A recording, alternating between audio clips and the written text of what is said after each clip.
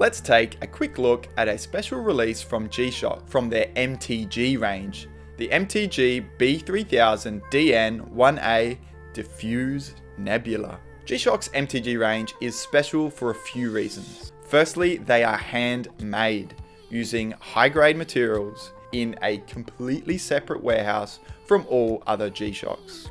The finishings and detail are also far better quality, and you'll notice that throughout the MTG range. This particular model uses a blue and purple ion-plated stainless steel bezel, which matches the colourful dial components. As you can see, this makes for a bold look, but overall, I think it works in this case. There are so many features to this watch that I simply don't have time to run through, but some quick ones include dual time, Bluetooth connectivity, daily alarms, a stopwatch, and of course, the same tough G-Shock qualities you're all used to. The quartz movement is solar powered, providing excellent timekeeping, and Casio state you get 5 months of power on a full charge and 18 months of power when in power saving mode. We've got 3 subdials here, a multi-function dial at 9, a 24-hour subdial at 3, and your dual time dial at 6. A polyurethane band with a stainless steel buckle keeps this one firmly on the wrist,